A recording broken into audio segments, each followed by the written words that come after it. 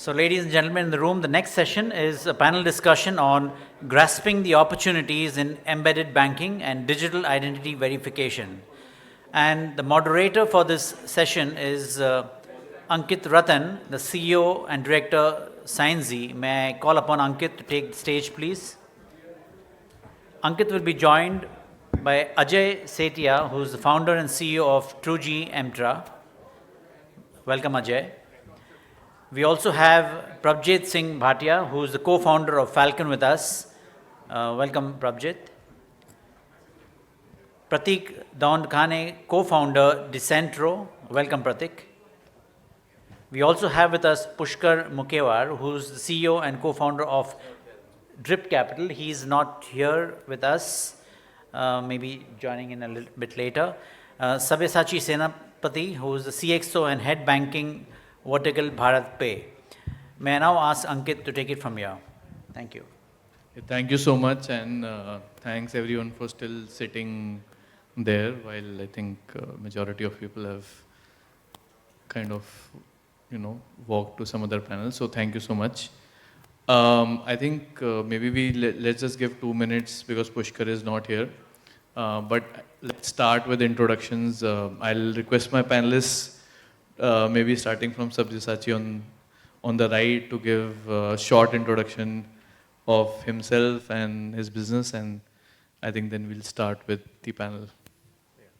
So I'll keep it really short. I think no one is interested in introduction. I think we should get to content soon. So I lead the banking vertical at BharatPe. I think BharatPe needs no introduction. At BharatPe, we started off as a payment solution, QR payment solution company. And now we've gotten into deeper partnerships with banks and other institutions to offer a range of products to our merchants and consumers. In addition, we, in partnership with the NBFC, got a license from RBI to start a small finance bank, right? So that's another area also where a lot of effort is going towards product and technology, which I am leading as well. Prior to BharatPe, I've spent a few years in the fintech and e-commerce industry, was part of Paytm and delivery organizations. And before that, I spent a good number of years in management consulting. Maybe Pushkar, given that he's just joined. Sorry for the delay, guys. So I'm Pushkar Mukewar. I'm the founder CEO of Drip Capital. We are essentially a digital trade finance platform focused on providing working capital solutions for SMBs, which are engaged in cross-border trade. We are a global company. We operate across multiple markets. India has been one of the key markets for us. However, today we do operate with sellers and buyers across 80 plus countries. To simplify, actually, we offer two kinds of solutions. One is for suppliers. We offer invoice discounting solution for small and medium-sized exporters.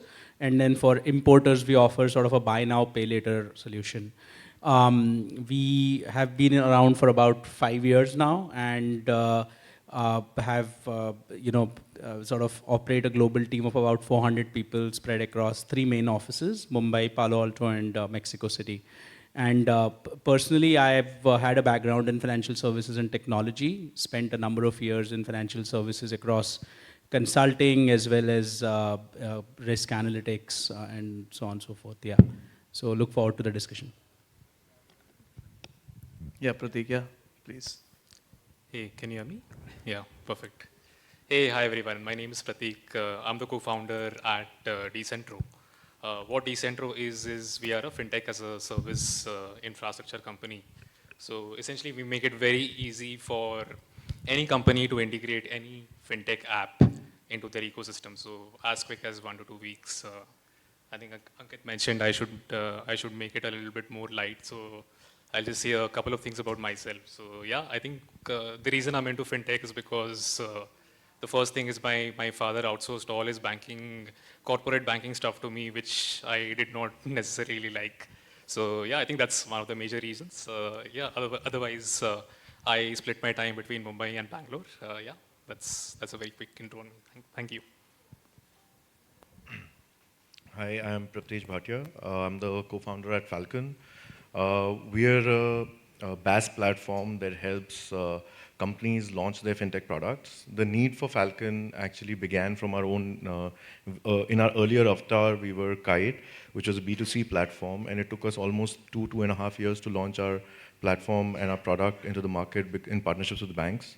And one of the very interesting things that we realized was that 90% of fintechs don't even see the light of day because of how many resources go into just making sure that you're able to launch. The first meeting with any FI is very, very good, but due to lack of resources, lack of bandwidth, lack of understanding between the two sets of companies, everything after the first meeting starts going downhill. We actually have a program where we help you launch your fintech in a day with low-code, no-code solutions. And why I believe in this space is because in my earlier avatar, before Kite and Falcon, I have built a company from scratch in a tier 2 city called Raipur in Chhattisgarh, where I built a beer business from scratch and realized I was the founder of Simba Beer, and we realized that how broken banking is. And while my company got a 100 crore term line from a very large public sector bank, we could not get something as simple as a corporate credit card and many such solutions, which actually made it a nightmare for us to compete in the real world. Yeah. Hi all, I'm Ajay Setia. I'm a second-time entrepreneur. Before that, I bootstrapped one company called Invincible Publishers and E-Learning. I recently sold that in March 2022. The name of our new company is Emptra, where we are automating the verification process. This is a 1-year-old company, and this is about us. Thank you. No, thank you, panel, for being short. I can see people are very happy that it was not a long introduction. So thanks for that. So I think, so the panel topic is on embedded finance. I'm sure it's a buzzword like blockchain, but given that people are so interested in blockchain, our goal is to actually make you interested in embedded finance also, even though it has that boring word of finance. So I think to start off with the most, let's say, obvious doubt that every guy who has been in finance is, that is embedded finance just DSA and BC in a new bottle? Or is there really truly anything differentiating? So maybe I'll start with Prabhtej on this very obvious question from an old finance guy. Yeah. See, DSA, and it's as starkingly different as Internet 1.0 with Internet 2.0. Internet 1.0, large part of the web searches were related to porn, and how the world has changed after that. You're going to see the similar effects of that in finance. Embedded finance is largely going to make the entire financial angle to your life invisible. Before you know it, before you can understand it, there will be products and services that can get delivered to you. Verification, ID, the whole friction has to be moved away. And today, what we talk about is, right now what we've seen is some sort of a customer front-ending of the fintech or the leg. But as more and more backend services keep on getting added, be it trade finance, you will, before your company comes to know, the fintech enablers will be able to see your needs and how they're evolving, and will be able to underwrite risks to you, loans to you. And loans is one angle. They're able to, they will also be able to launch newer sort of products that will give the customer the the control. Today, a relationship with your bank or with your FI or any institution is very transactional, one way. They are the sellers, you're the buyer. Soon it'll become this interaction between the two parties, and you'll see newer products like a completely independent company that has nothing to do with finance, giving you or selling you a solution to make your life easier. Maybe I can. Should I? Maybe take an example, because Yeah, so we have heard this good stuff. Maybe like take an example which truly helps the audience understand that how can, let's say, an HRMS really add value beyond your marking your attendance. Yeah, so I think one of the very interesting companies that we're working with is an earned wage access company. And based on the analytics of their HRMS and the way that you've worked and how much you've worked, they'll actually they'll start with giving you a earned wage access. So 15 days you worked in the company, they'll give you a finance for that, the customers, without even them knowing, at very low interest rates, because it's being backed by a very large company that's definitely going to pay you. The second leg of it is most companies in India, most people in India are blue-collared, grey-collared workers who don't even have a credit card or any sort of credit solutions. Last night I was sitting with one of India's leading CEOs of home finance companies, and they are actually now embedding their home finance business into this HRMS. So, moving from earned wage access, it's going to also go to home finance and a secured credit card lending product, because they're not sure of being able to, they're not sure of, they're not able to underwrite risk on a lot of these customers. But with this HRMS data embedded and getting this information in real time, how much this person is coming, what is his attendance like, they are able to build credit scores, and also pattern justification is being built within their systems to see, to foretell what kind of needs or risk this customer might have. No, I think that's amazing. Yeah, I mean, of course, there's an angle of privacy which we'll deal in the second part, that, if my ratings are known to my borrower, like how much I've worked in the company, I'm sure people will work harder and stay longer. So, but we'll deal with privacy in the second part of the panel. But I think to give even more flavor, I think we were Pushkar having a chat offline, and you were describing how a product that's manufactured in India and sold in US, like every leg of that has embedded finance, in that chain. So will be super interesting to understand for the audience, I think, how that's happening. Sure. So I think just to elaborate on a typical transaction, so as I mentioned, we are a trade finance platform. So when you, if I walk you through a customer example, let's say you have a small business exporter or a manufacturer in India. They get an order from an overseas buyer like Zara, right? They manufacture the goods, takes them about 30, 60 days to manufacture the goods. And then they are shipping the goods out. The goods leave their factory, get packaged in a container, clearing customs, and then getting on board a ship. And then they are still waiting like 30, 60, 90 days to get paid, right? So now if you really think about it, what we are essentially offering is a trade finance solution which allows these customers to get paid as soon as possible, because that then frees up their working capital, which they can use to do more orders and so on and so forth, right? So I think, of course, through the journey, I think as we've seen, right, there's a lot of third-party digital platforms and entities which are touching the transaction, whether it's customs, whether it's your logistics companies, whether it's clearing agents at the importer end, and actually partnering with each of these entities provides an opportunity to somehow inject ourselves in that transaction and be able to provide financing for that transaction. And we are actually, I think, as the world has evolved in the last 5-6 years, we've seen a lot more technology adoption across the value chain, and that is what is creating opportunities for a trade finance player like us to essentially partner and embed our solutions, right? So like, for example, even large shipping lines, we are working currently with a couple of very large shipping lines where the use case is that the exporter is actually booking the container to ship the cargo out. And while booking the container itself, we are trying to figure out if we can provide them a one-click financing solution, saying that instead of, whatever is the value of the container, we can help you get the money upfront, right? So I think as my co-panelists pointed out, the experience for the customer in such a scenario could be completely seamless. They don't have to deal with a bank or a lending institution, which they typically do, and they can get financing within the context of what exactly they need it for. So this is again something which we are seeing in the trade finance side also, a fair amount of innovation happening and a lot of technology players coming up, which creates opportunities for us to adopt and partner with them. So.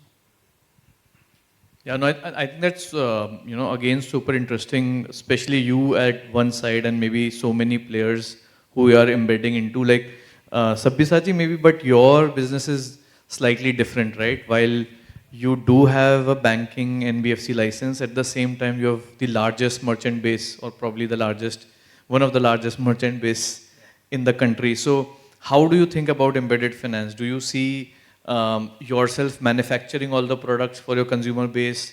Do you think about partnerships? Like being on both sides, like how are you thinking about this space? Yeah, so interesting question. So I think the short answer is we will look at partnership with banks or the larger financial institutions to offer a range of products. See, we start off as a QR payment solution provider, and in that respect, we've onboarded a large base of merchants, especially the smaller merchants across the length and breadth of the country, right? Now, these merchants are doing transactions with us on a daily basis using the UPI QR code. That's the base, right? That's the foundation of what we do. Now, a lot of these merchants need banking products, right? I think it's less to do with financial inclusion because a lot of the merchants already have bank accounts, basic banking accounts they still have, right? Yeah. But I think it's more about financial empowerment, where they need the right kind of products. So I'll take an example, for instance, lending, right? Everyone wants to do lending. Everyone wants loans for a variety of reasons. A lot of these merchants will not qualify for lending under more formal banking channels, right? That's true, yeah. That is where BharatPe as a platform can come in, because given the fact that these merchants are transacting on a platform on a daily basis, and we have a rich history of this transaction data over a period of time, we have built a vintage there, we can collaborate with banks to offer banking products to them in a much more accessible, cost-effective way, right? So I think the answer is, while we will create some of our technology, like the payment stack is built in-house, right? But a lot of the other products which banks can do, and banks are better positioned to, like lending, there is both a product and there is a regulatory angle, right? Where Sure, yeah. a bank or NBFC would do. We will collaborate with them to offer it in a seamless, accessible, cost-effective way to a large base of merchants and consumers. And small merchants have, as you correctly said, I am from Agra, which is a very large small merchant base, and I know they take loans at like 3% a month from the informal sector. So this is like lending, of course. But what about things like fire insurance, right? Like so many of these people actually go through huge financial trouble just because they are not protected through the right instruments. So any thoughts on what about these other instruments, financial instruments, which can protect them? Yeah. No, so you're right, Ankit. I think lending is a more obvious product. But if you look at lending and then insurance and others, the penetration of, for instance, insurance is so poor, like it's like abysmally poor across our country. And in our interactions with merchants also over a period of time, insurance, shop insurance, house insurance, goods insurance for warehouse and godowns, that has come up as a real need, right?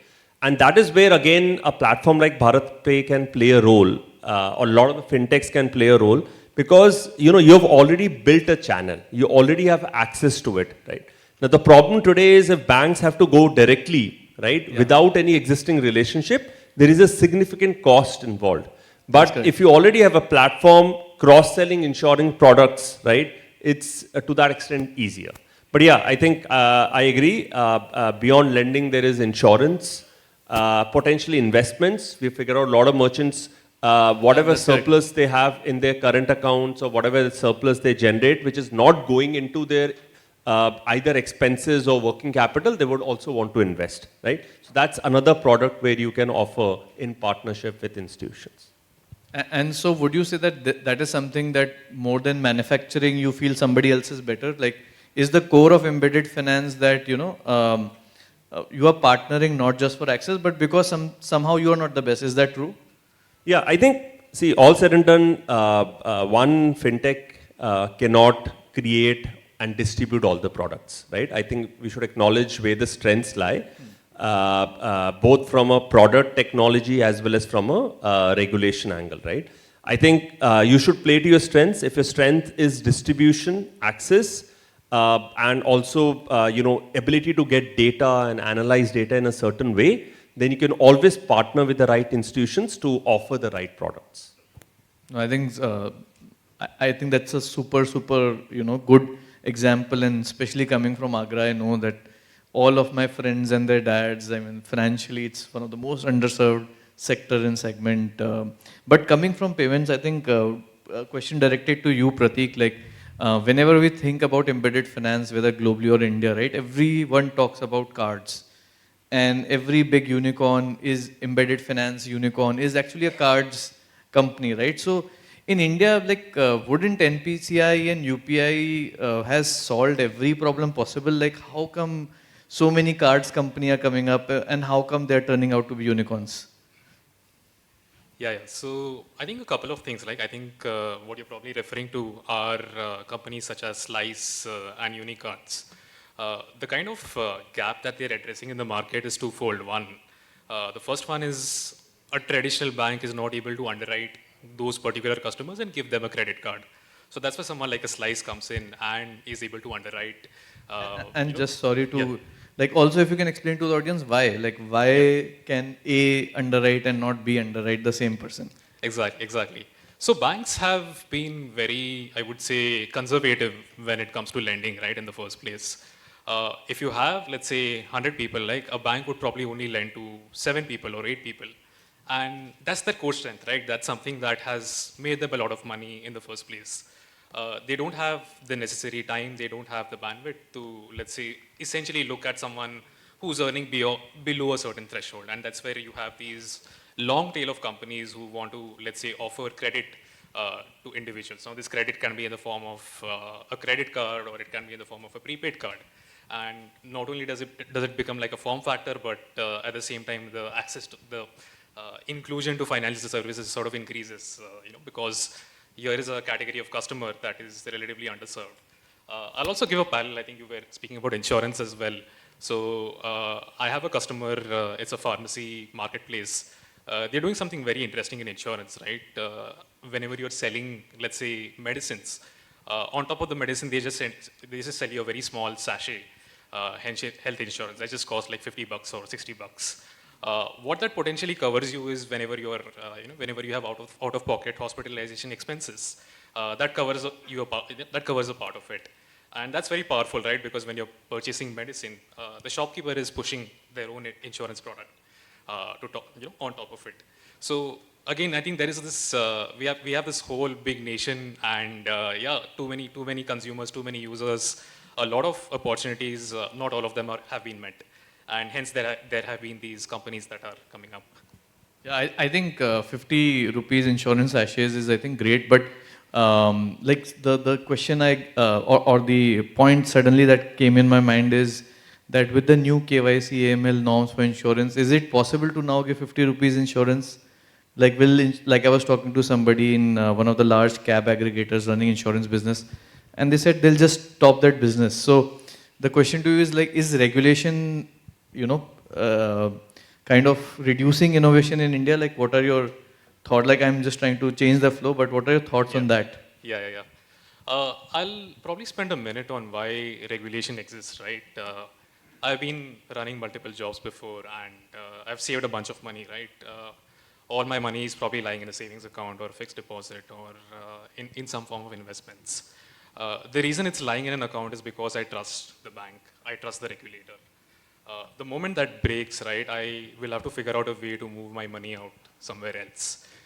It's trust that is, that is essentially what is keeping the banks together, that is keeping different, I would say, financial institutions together. Now when it comes to innovation, right, again, I think banks are, I would say, have a stone wall when it comes to new product launches, right? Because at the end of the day, the ultimate, I would say, objective of a particular bank is to protect the end customer. Now I'll just like draw two parallels here. I think I'll go a bit deeper into banking, right? The first thing is the payment gateway space. As of today, the payment gateway space is being regulated after 10 years. So initially, anybody could be a payment gateway, like, some of the big names are Razorpay, Cashfree. These are some of the bigger names. Right now, and the share of digital payments was very small. This was probably back in 2010, 2011. Now the share of digital payments has gone so, has grown manifold. And hence it becomes extremely important for someone like me, right? If I'm paying to some merchant through a Razorpay or a cash free, I need to make sure that my money is secure, my money is authentic. There's nobody who's fraudulent, that's behind the scenes. And that's where the regulator has probably figured out that it's the job of the payment aggregator to ensure that, hey, it's your job to make sure this merchant is genuine, this merchant is authentic, because my funds are eventually going to this payment aggregator company. So I think initially, just to sort of draw parallels, right? I think the initial phase goes into a couple of years of innovation, and then there is regulation at the end of it. I'll just stop and check if you wanted to add something else. I'll add one more point to it. No, I think given the way everyone is today thinking about regulation, we can always keep talking about regulation, but just to go back on innovation, right? Like maybe the question is to Sabyasachi, like, and also related to maybe a topic that you were touching on, collections. Is Sabyasachi was describing to me a very interesting way of collecting. So maybe if Sabyasachi can talk about that. And I mean, the question that will come back to a panel is that how will regulation affect these things? And we'll take it maybe later, but if first Sabyasachi can go through that example, will be interesting. Right. So I think before getting to the example, I'll just touch upon the broader area that we're discussing, like the partnerships, who will manufacture the products and all. I think there's one area which is around technology, right? I think Pratik was alluding to it as well. See, banks, they have their own challenges and limitations when it comes to technology innovation, right? They have certain cycles of technology, change, upgrades, innovation, right? And fintechs, because, they are less constrained, right?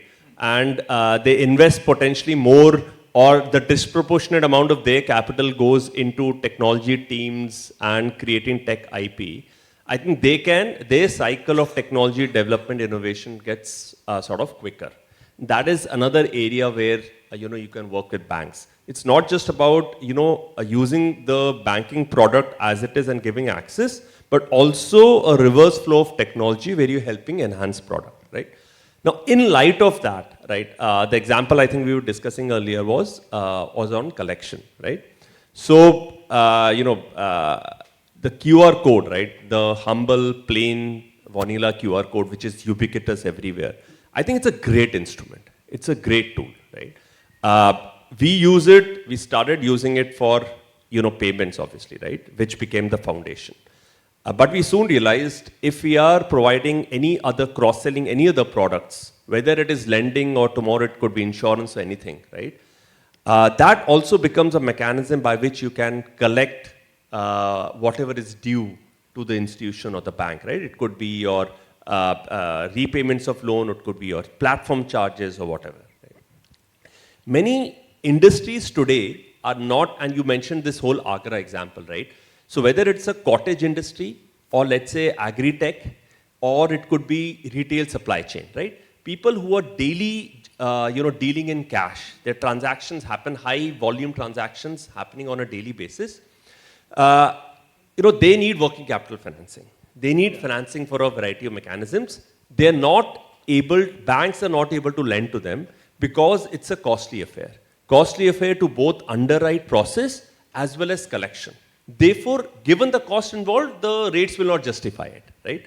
Now, but, with this whole QR payment-based collection, right, we have a mechanism by which you have like in some ways sachetized, right, have a sachet sort of product of collection, where instead of, collecting on a monthly or quarterly basis, like you would typically do in a bank loan, you create a EDI product, right? You're saying that, I will connect a very small amount on a daily basis. The way it then benefits is, one, it reduces the burden of the merchant. A merchant does not need to plan for a certain outlay at the end of the month or beginning of next month, right? It's part of the regular income that he's generating. One part of that goes towards repayment of a loan or any other charge. I think the other thing is also it helps in risk mitigation, right? Typically what happens is you may miss out on an EMI and that causes a red flag, right? If you miss out on 2 EMIs, then certain action needs to be taken, right? But banks have the whole, like there's a 60 DPD, 90 DPD across, certain actions are taken.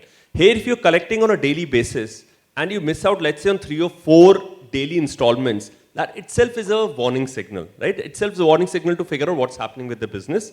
Is there an issue with the payment stack, or is the issue with the business itself, right? So it could also help. It also helps in mitigating some of these risks. So I think there's a lot more industry beyond the small merchants, where some of these, daily collection driven through QR or driven through technology is highly relevant, where again, fintechs can help enable this and make it a lot more cost effective for banks, larger NBFCs to lend and collect from these segments. I think super example, and with so much of innovation happening on the front end, right? Like where banks have to move away from like something as simple as a payment bucket model of 30, 60, 90 to daily. With so much changes on front end, I'm assuming banks also have to change on the back end, right? There have to be change in risk, operations, etc. So maybe my question to Ajay, given your company, like how do banks actually make this change? Like you have WhatsApp, you have mobile, you have DIY with embedded finance, so many changes on the front end. How do you think banks cope up with technology change at their end? I think like there's a lot to do with the operations and technology at the back end, and we can have more robust underwriting process and customized risk engine. And considering, let's say, for example, like lending, either it's 50 rupees lending or 50 CR lending, there's only 2 ways like we can judge a person. Either they have the ability to pay or the intention to pay. And we can collect data in multiple data sets from different sources from front end. But working at the back end, like we can judge like whether this person, depending upon the credit score, depending upon the GST data, or other data like data sets, we can find whether this person has the intention or ability to pay. I think the backend system can be made more robust in terms of like for the banks. This is what. And like maybe to anyone on the panel, right? So I think you guys are doing a lot of innovation, but when you're working with the banks, like any challenges, Sabyasachi, you also have a bank, a strong bank partner, right? So you have seen hopefully both the world. So any challenges for anyone on the panel who can talk about how banks may, or maybe Pushkar, how banks maybe need to change? Sure. So I think one of the key partnership areas for us is actually also banks. And we have a partnership with ICICI Bank and a couple of other banks in the pipeline right now. And I think one key thing which we've seen is that, which I think was mentioned earlier, is that, you do have, so there's a lot of interest from the executive team side, right? Like there's a lot of interest, obviously bank executives are also looking at the fact that fintechs there's so much innovation happening. So then there is this push towards like, hey, why? I mean, there's generally a push and in the banking system that, hey, banks need to partner with fintechs. I think what we've seen is that though the process of that partnership is a very painful one. I mean, it takes a long time because while the head of the bank may want to partner, but at the end of the day, till it doesn't percolate down to either the technology team or the sales team or the distribution team, it's I think the partnership oftentimes just fails, right? So through our experience with ICICI Bank, it's taken us almost 9 to 12 months to try out different approaches. I think we had a co-branded product where we were looking to integrate with their net banking platform. That itself took like 4 months. Then we realized that where they put the button was not visible at all, so you could never get customers. So then it was about figuring out, okay, how do you sort of incentivize or have that conversation to highlight what are the challenges, also working with their sales and distribution teams across the country, training them, hand-holding them, right? So I think because there was sponsorship from the top, that partnership could happen, but I think executing that partnership literally required us to build a ICICI service team at our end, so that's the reality of how actually things are happening. But again, I think things are changing as well. There are some banks which are more tech forward now, and I'm sure the panelists can talk about them. Yeah, so. Hopefully nobody from ICICI is there in the audience. No, I think Pushkar is bang on. I think exactly what my experience in the last few months has also, I've seen that. So I think there is, one good thing is there is a strong intent, right? Irrespective of which bank you go to, whether they are large private sector or large public sector banks or SFBs or smaller banks, I think everyone has an intent. People realize, and this may sound cliche, people realize that world is changing, there's a lot of innovation happening. And while they cannot house a lot of innovation because of a variety of reasons, they can at least partner with players outside the banking domain, right? Who are more nimble, more agile, who have access to some of these innovation, right? So there is a strong intent. But again, like Pushkar was mentioning, what happens is from intent to execution, you have to go through 10 different layers. And that is where, some of the things get lost, right? The original intent, how the leadership would have thought of a partnership, by the time you get to the third or fourth level of execution, some of that would have been diluted, right? But I think banks are catching up. The good thing is some of the smaller banks, some of the SFBs who have come about, they have caught on to the game, quite well. That's interesting. Yeah. So they have realized, I don't need to build everything in-house. I don't need to own everything. There are players who have, who have credibility, who have a strong, robust technology. They have a good consumer base. And if I can effectively partner with them, then I can improve access of my products. Obviously, there is some kind of sharing that will happen. So I think some of the smaller banks have caught on, and they have shown not just intent, but also agility in execution.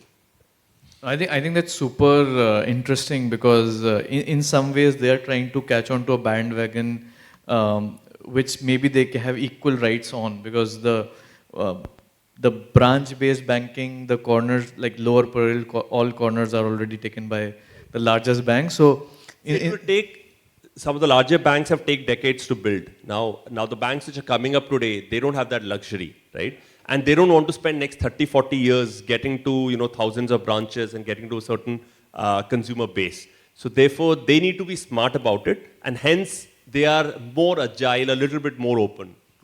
And it's something that you were trying to brush, but let me just bring it on the panel very obviously, is sharing, right? Use the word. So let's assume it's going to be a big sector and there's going to be a lot of spoils to be taken. But how does the sharing happen? Like today, that small bank is very happy to get access to a consumer base. But after a time, it becomes big. It becomes like one of the large 4 banks. And then it believes they are more important. And while you had the consumer base, but they are the manufacturers. And then there are players like Decentro and Falcon in the middle who have been helping. So how does this sharing happen? Who is more important? Maybe not today, maybe 5 years down the line. How does this, and maybe let's start with Prabhtej and then go back to you.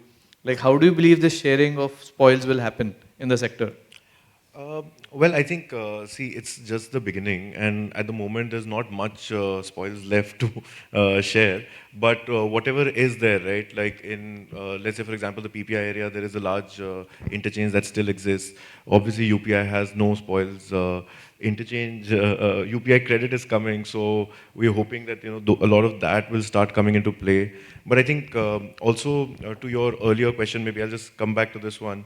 To your earlier question on middlewares or how banks are looking at who gets a larger this thing. I think what we're realizing is that how can you commoditize banking? How can you commoditize a lot of the basic processes in a manner where, let's say for example, a drip capital here has the resources to deploy, right? And they can work with an ICICI bank to take them live. He said 9 to 12 months. I'll actually say kudos to him because that's the earliest I've heard go to market, right? Most fintechs don't even see the light of day because it takes minimum 18 to 24 months and they don't have that kind of runway. So can you commoditize a lot of these partnerships? Can you commoditize a lot of these integrations in a manner where you get the company, the fintech, the tech company to do what they're best at, right? Not work with basically integrating with the banks, but work on their core value proposition of customer delight or solving the distribution side of problem. And what we are seeing right now is like right now, a lot of conversation that we've had is about selling and cross-selling. I think in very soon it will be a problem of instant availability. And embedded finance in the way forward will be instantly available to people, because I think we are underappreciating the fact that if a BharatPe is able to understand before even the merchant realizes what he needs, and is able to give them in the front row that, okay, I'm here giving you 10,000, 100,000 rupees. I think that's what's going to be the game changer, because a lot of times it is not the cost of capital, it's the sheer availability of the capital and the availability at the right point and right time. So being at the right place at the right time will become very, very critical. Our generation, the Gen Z, millennials, we are an instant gratification generation, right? And that's going to change the future.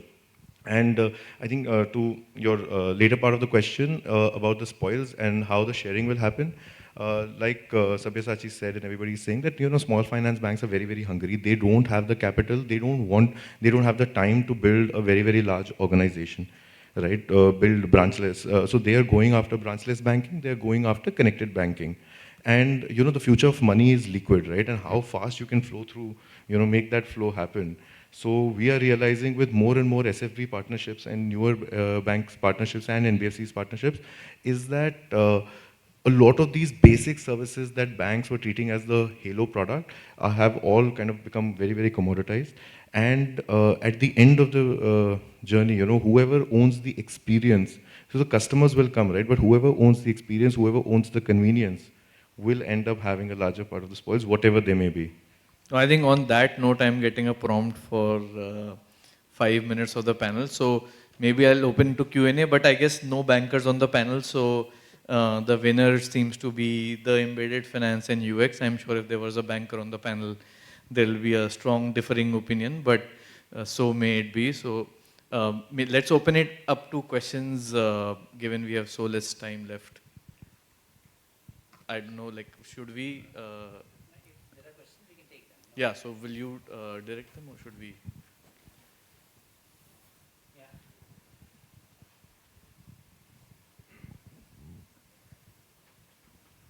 Hi, my name is Jay Bani. Prabhtej, I am from Raipur and Simba was a great product. Before I ask the question, so in the pursuit of this digital innovation and embedded finance and funding and everything, I believe that one thing which is getting lost is the accountability to the customer. What's your take on that? Who owns the customer? Even though recently the guidelines have come, the entity owns the customer. But how strictly it will be followed, and how are we going to ensure the compliance that, you know, customer is not at loss? Yeah, I think it's a great, in fact, I had it as one of the questions if it was not run on short on time. So yeah, so I'm sure nobody wants to take that question, but There's no easy answer. yeah, but I think Pratik, you were supposed to take it, so. So, hey, can you hear me? I know mics don't work at these times. Hey, hi. Yeah, hey, thanks for the question. So, I think when you look at embedded finance, like ultimately the goal is to make sure that this particular consumer or this particular institution is getting onboarded to a particular financial institution, right? Let's take a neobank, for example, right? You have Jupiter, you have FFI. Ultimately, these are federal bank customers, whether you like it or not. And a federal bank does have the right to, let's say, even cross-sell some of the other products that they want. So today they get onboarded on a savings account. Tomorrow they could offer a credit card, for example, for instance. So the ownership of the customer is very clear, right? It's always going to be the regulated entity unless, and a lot of it is driven by regulations. Actually, if I can like press on that, but Yeah. at the same time you are front-ending, you are the one, not you, but the eventual customer. So doesn't the customer believe that I'm talking to this e-commerce and why are they not responsible?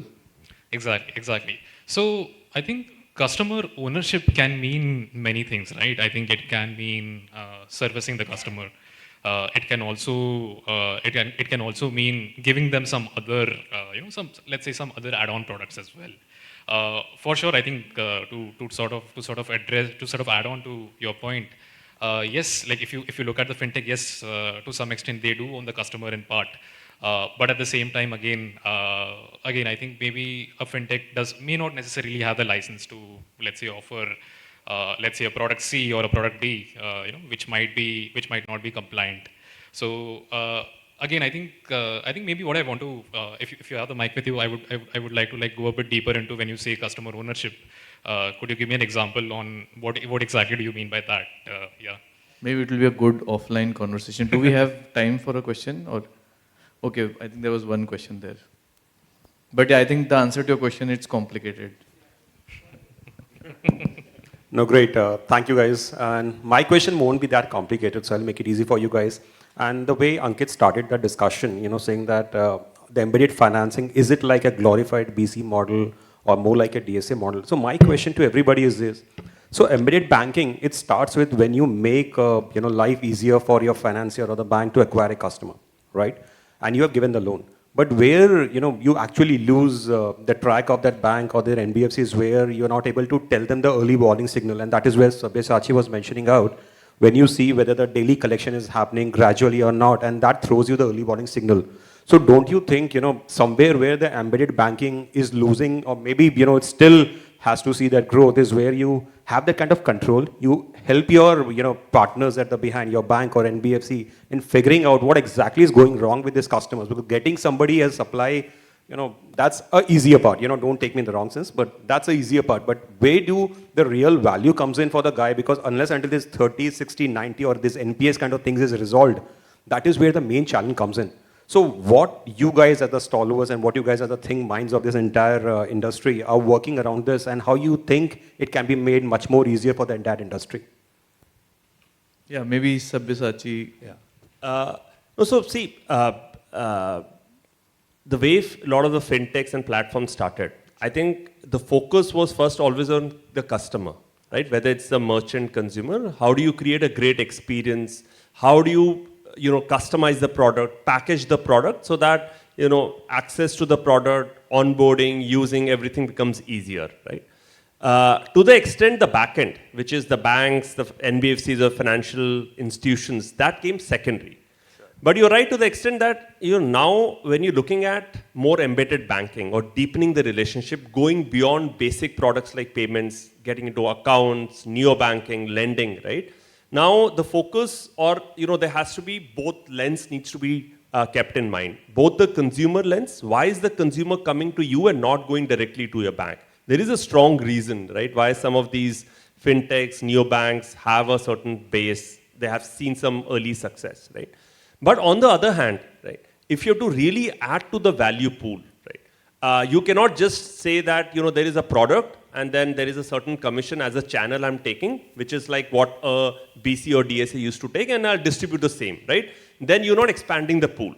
The way you can actually add value is if you're adding more customers to the fold, which a bank traditionally could not have sold directly, or you are making it much more cost effective, either to distribute or to collect, right? Or you are addressing risk, only then you are actually adding to the pool, right? That's when the bank will see the true value. So to that extent, I think we can do a lot better job in customizing the product, in figuring out, for instance, insurance. What is your right target segment? Who will buy this insurance? For lending, obviously, right? What is the credit worthiness? What more data points that I can collect which can help the bank underwrite the customer better, right?